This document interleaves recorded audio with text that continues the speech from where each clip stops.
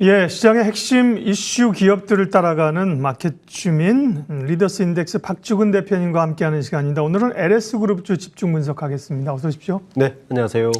사실은 2차 전지로 에코프로 그룹 다음 포스코 그룹 다음에 주목받으면서 변동성이 좀 있었어요. 네. 근데 이제 2차 전지 말고도 오늘은 이제 전력 설비 쪽, 본업 쪽으로 얘기하면서 또 강한 주가 상승이 나오고 있는데요. LS그룹주의 최근에 이 비상, 주목을 받는 배경을 설명해 주십시오. 우선 뭐 2차 전지 테마가 워낙 활성화였잖아요. 그래서 요즘 보면 2000년대에 IT 버블을 연상케 해요. 그러니까 2차 전지라는 말만 달아도 네. 굉장히 화랑을 이제 뜨거웠는데 방금 말씀하신 것처럼 에코프로에 이어서 포스코 그룹주 갔다가 변동성이 지금 LS 그룹주까지 올라붙은 데다가 네. 또 7월 말 8월이 실적주지 않습니까? 그러니까 본업인 실적도 나쁘지 않았어요. 그러니까 이 두 가지가 약간 시너지를 발휘하면서 그러니까 2차 전지에 대한 변동성이 있어 왔다가 일주일 전에 급등했다가 변동성이 있어 왔다가 실적이 발표되면서 다시 한번 또 밟고 일어서는 그런 모양새를 가지고 있는 것 같습니다. 네. 그 LS그룹의 사업 얘기하기 전에 조금 전에도 우리가 돈 되는 뉴스에서 얘기했지만 상온의 초전도체 뭐 개발 논문 이런 게 나오면서 관련주가 움직이는데요. 이제 스터디를 좀 해봐야 될 것 같습니다. 그죠? 네. 뭐 모르는데 너무 저거 하지 마시고 공부해 보자고요. 그죠? 네, 네, 뭐 모르는데 일단 사고 보면 안 되고요. 충분히 살 기회를 줍니다. 좋은 그 트렌드라면 상온 초전도체라는 게 상온에서 개발됐다는 뭐 이제 나왔다는 게 중요한데 LS그룹은 뭐 이거로도 좀 일단 좀 엮이나요? 전력선을 가지고 있으니까. 네. 네. 사실은 이유는 그거밖에 없습니다. 예. 방금 말씀하신 것처럼 굉장히 조심스럽고요. 초전도 아주 이상적인 그 물질이죠. 상온 초전도만 된다면. 네. 근데 아직까지 논문에서도 이게 명확하지도 않고 현실성에 대해서는 굉장히 퀘스천이 많은 상태에서 지금 이런 수급진 상황과 이런 테마주를 쫓는 분들이 요즘 이런 말까지 있습니다. 개인들이 SNS를 보면 그 이제 고려대학교에서 나온 논문인데 고려대학교가 뭐 세계 1등 여러 가지 이야기가 나오면서 LS 전선은 단지 걸쳐 있다면 LS 그룹이 원래 전선 쪽이 강하다 보니까 그 전력 개입을 전선 쪽에도 상온 초전도가 되면 연관성이 있지 않을까라는 정도 외에는 사실은 연관성 찾기 어렵습니다. 그래서 네. 이런 부분들은 조금 좀 확인해보고 고민해보고 들어가는 게 나쁘지 않을 것 같습니다. 네, 초전도체는 특정 온도 이하에서 읽는 겁니다. 특정 온도 이하에서 모든 전기 저항을 상실하는 물질로 초고속 컴퓨터, 자기 부상 열차, 에너지 손실이 없는 전력선 개발 등에 활용이 된다. 네. 잘 모르겠어요. 근데 여러분 굉장히 그죠? 이상적인 거죠. 그러니까 네? 어떤 거냐면요. 지금은 우리가 동선을 통해서 네. 전기를 공급하면 발전소에서 100을 만들었다면 네. 끝에야 25% 30%도 못 갑니다. 네. 근데 초전도는 100이 가니까요. 상온에서 100이 가니까 지금의 에너지의 300%가 늘어나는 겁니다. 쓸 수가 있다는 겁니다. 그러니까 에너지 혁명이 일단 발생하고요. 그리고 그 외에 굉장히 많은 우리가 인류가 안고 있는 많은 문제를 해결할 수 있는 게 있어서 사실 파괴적 혁신은 맞습니다. 그런데 이게 그래서 그렇기 때문에 조심해야 된다는 거죠. 아니 박주근 대표님 공대 출신이세요? 네, 그렇죠. 저는 공학을 했습니다. 잘 알고 있습니다. 맞아. 그때 LG에 계셨을 때. 예, 제가 금속공학을 전공해서 석사까지 초전도 관련해서도 그러니까 전문가로처럼 얘기하셔서 깜짝 놀랐는데 그러나 어쨌든 상당히 실용화가 되면 그런 파워풀한 영향력이 있지만 아직은 사실은 그죠? 네. 조심해야 됩니다. 조심해야 된다. 저희가 이제 LS 얘기하면서 초전도체로 묶어가지고 오늘 이제 붐업을 시키려는 의도는 아닙니다. 네. 아닌데 얘기가 나와서 얘기한 거고요. 스타디를 이제 해보시자니까요. 진짜인지 아닌지. 네. 자, LS그룹 다시 얘기 돌아와서 구자은 LS그룹 회장이 취임하면서 본업과 신사업을 같이 하겠다 이런 비전을 제시를 했다고 하는데요. 예. LS그룹은 어떤 그룹입니까? 또 이 구자은 회장이라는 분은 어떤 비전을 제시했나요? LS그룹은 원래 이제 구인의 LG그룹 창업주의 동생인 네. 구태회 회장이 반개로 떨어져 나가서 만든 네. 그룹이 LS그룹이죠. 그래서 이제 형제 경영을 하고 있습니다.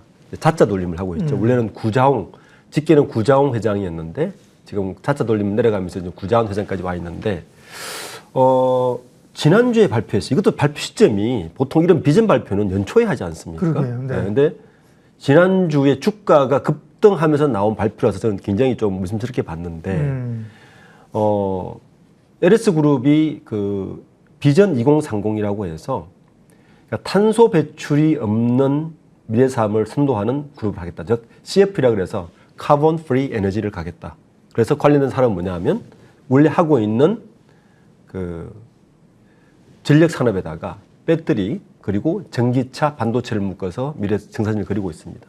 실제 이제 계열 회사를 보면 우선 지금 2차 전지 주니까 배터리 관련해서는 현재 어쨌든 양극재를 만들고 있는 LNF하고 LS 그룹에서 일렉트릭에서 지금 그 전구체를 만드는 투자를 하기로 했으니까 이 배터리는 가는 걸로 보고요.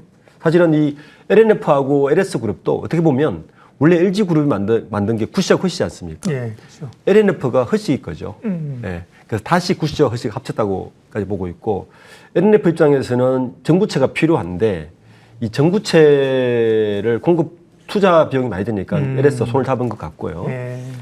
그리고 그 다음에 이제 전선에서 갖고 있는 게 지금 고전압 모터형 건설을 가지고 있고 LS 일렉트릭에서 갖고 있는 게 원래 LS 일렉트릭은 원래 하던 산업은 공장을 지으면 전기선이 인프라가 들어가지 않습니까? 그걸 하던 곳인데 여기서 전기 충전자 플랫폼 했다고 지금 이야기한 거고 그리고 이제 LS M&M이 여기가 이제 황산 니켈을 리사이클을 하는 건데 요 황산 니켈을 리사이클을 해서 지금 LNF하고 합작하고 있는 곳에다가 전구체 소재를 넣겠다는 이야기고 머티리얼즈가 이제 캐패시티를 해서 2차 전지 쪽에 들어가겠다는 이야기입니다. 요즘 이 2차 전지 쪽에서는 특히 양극재 쪽에서는 화두가 뭐냐면 IRA법 이후에 소재 밸류체인을 가지고 내재화를 했느냐 안 했느냐가 가장 핵심 키가 됩니다. 그래서 지금 보시면 그래 보시면 지금 전구체, 양극재, 니켈 재료까지 다 내재화되어 있는 게 포스코하고 그리고 포스코 정도밖에 없습니다. 그리고 LNF가 요번에 합작을 하면서 이제 가능하게 된 거예요. 예. 그래서 이게 사실 의미가 있는 것이 다른 것은 좀 더 지켜봐야 된다. 저는 그렇게 보고 있습니다. LS하고 LNF하고 손을 잡고 이제 전구체 합작 공장을 만들다는 게 이게 뭐 느닷없이 하는 게 아니라 다 관련이 있군요. 이미 그렇죠? 6월 달에 발표를 했죠. 예. 그리고 이제 두 그룹 사이에도 그죠? 두 네. 기업 사이에도 그런 친밀도가 있으니까 그렇게 서로 협업을 하려고 이게 이제 하는 서로 건데. 윈이 된 게 예. 방금 말씀한 것처럼 이 LNF는 사실 자산이 별로 없어요.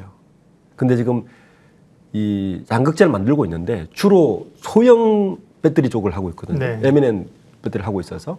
근데 이게 경쟁을 따라가려면 양적 규모가 커져야 되지 않습니까? 그러다 보니까 투자 여력이 부족하니까 LS하고 그게 맞은 것 같고.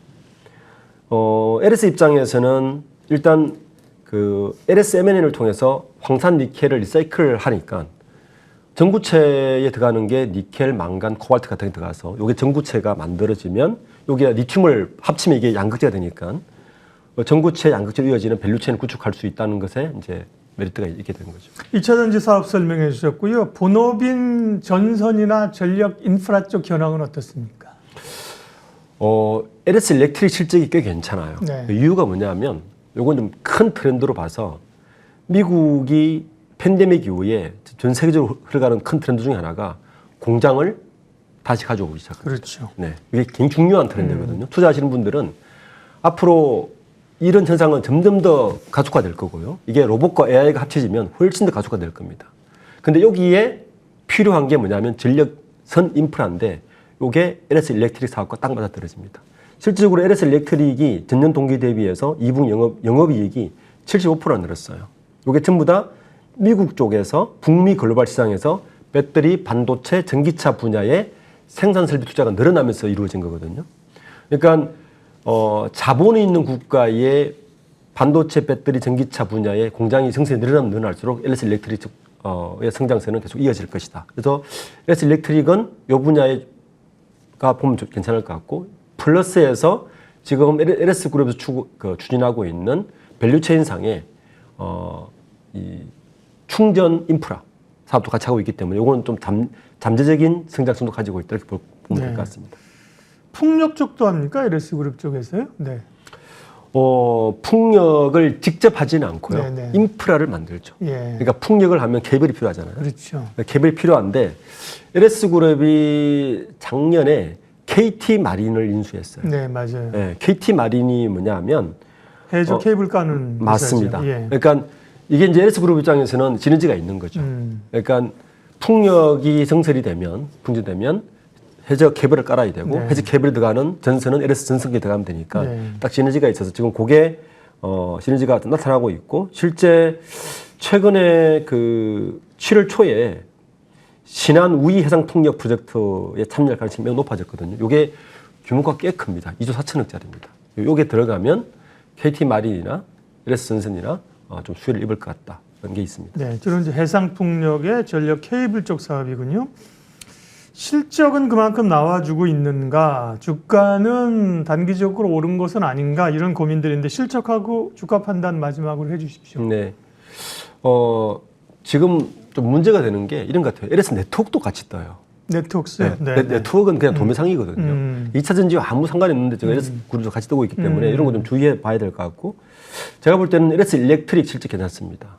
그리고 LS 일렉트릭은 여전히 수주 장군 높고 2차 전지주에 편입하되 사실 LS의 그 전구체 LNF하고 전구체 하는 사업을 6월달에 계약을 체결했고 아직 삽도 뜨지 않았습니다. 그러니까 그런 부분 좀 조심해야 되고 실적 나오려면 시간이 걸리고 당장 실적이 나온 거라 보면 역시 전선 케이블 쪽에 LS 일렉트릭이나 이쪽으로 좀 보시는 게 좋을 것 같고 향후 LS 그룹주가 만약에 비전을 선포한 대로 이런 밸류체인을 구성한다면 나쁘지는 않습니다. 잠재 성장성 분명히 있는 것이고 실적은 특히 이제 이 전구체 동업은 LS, LNF와 LG 화학, LG 에너지 솔루션까지 연결되는 확실한 캡처 마켓이 있기 때문에 안정적인 수급도 예상되는 곳이라서 이것도 좀 주목해서 볼 필요는 있을 것 같습니다. 네, 오늘 마켓주민 리더스 인덱스 박주근 대표님과 LS그룹에 관한 다양한 이야기 함께 나눴습니다. 고맙습니다. 네, 감사합니다.